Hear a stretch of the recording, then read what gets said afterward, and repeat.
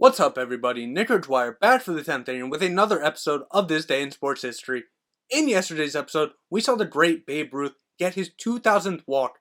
Good for the most all-time at that point, now good for third all-time. We do have another Babe Ruth record to talk about today. We have some home run records to talk about today, and we have a plethora of British Opens to get into. So if y'all enjoy this video, leave a like on it. If you're new to the channel, like what you see, hit that subscribe button. Let's get into it. This Day in Sports History.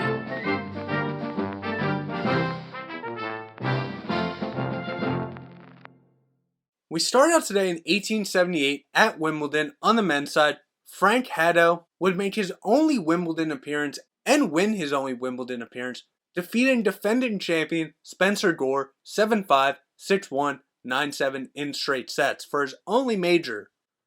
15 years later in 1893 on the women's side, Lottie Dodd would defeat Blanche Bingley Hilliard 6-8, 6-1, 6-4 to win her third consecutive and fifth overall Wimbledon singles title and third of 5 majors. 3 years later we moved to golf in 1896 at the US Open. James Fallis would win 3 strokes ahead of runner-up Horace Rawlins to win his only career major. We move into the 20th century now, and we start out in 1921 with Babe Ruth. Babe Ruth would hit his 139th home run, becoming the all-time home run leader in Major League Baseball, taking the title from Roger Connor. This home run would come in the 8th inning off of Burt Cole, and Babe Ruth would only add to his record, something that would not be broken until 1974. And if you want to go based off it, I don't know how true this is, but the legend of that home run was that it was a 575-foot shot, good for the longest of all time at that point. 5 years later in 1926, at the 20th Tour de France, Lucien Bousset would win his only tour title. Back to Major League Baseball in 1927, Ty Cobb would get his 4,000th MLB hit against his former team, the Detroit Tigers. Now, Ty Cobb in Major League Baseball would later be joined by Pete Rose with 4,000 hits, but if we're talking about baseball all around, he's one of 3 players to have 4,000 hits. Ichiro Suzuki would be the other. Move up to 1951 and we go to boxing, and Jersey Joe Walcott, at 37 years old, would become the oldest man to win the heavyweight champion as he would knock out Ezzard Charles in round 7. This was the third matchup between the pair, and this made the series 1-2 in favor of Ezzard Charles. They would have a fourth contest later on, notching the series up 2-2 after a Walcott victory. 8 years later in 1959, back to the Tour de France, Federico Bahamontes would win his only tour victory.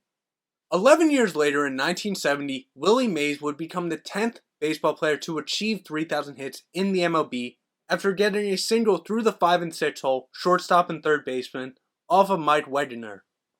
We moved back to the Tour de France in 1971, and Eddie Merckx would win his third of 4 straight tour titles as well as his third of 5 tour victories.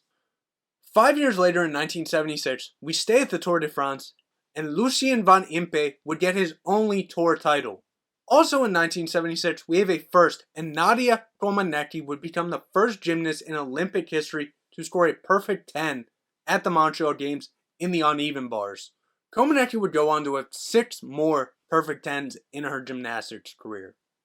Now we get into some of the British Opens. We start in 1982, and Tom Watson, with a score of 4 under, would win his 4th Open championship, 1 stroke ahead of Peter Oosterhuis and Nick Price to win his 7th of 8 majors. 6 years later in 1988, at the British Open, Seve Ballesteros, with a score of 11 under, would win his 3rd Open title, 2 strokes ahead of runner-up Nick Price, to win his 5th and final major. Up to 1993, at the British Open, Greg Norman, with a score of 13 under, hit a final round 64, 6 under, to win his 2nd Open title, 2 strokes ahead of runner-up Nick Faldo. This would also be his 2nd and final major. 6 years later in 1999, at the British Open, Paul Lawrie, with a score of 6 over, would win his only major title by 3 strokes over Jean Van de Velde and Justin Leonard.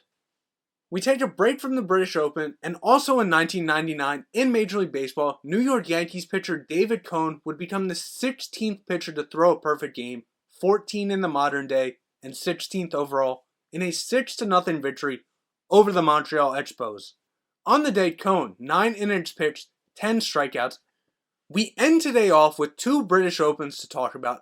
First in 2004, Todd Hamilton, with a score of 10 under, would win his only major title, defeating 2002 champion Ernie Els by 1 stroke after a 4-hole playoff. Finally, in 2010, at the 150th anniversary of the British Open, Louis Oosthuizen, with a score of 16 under, would win his only major title, 7 strokes ahead of runner-up Lee Westwood. So there you have it. That's what happened on this day in sports history. If I mispronounced any names, I do apologize. And if I left anything out, I also apologize.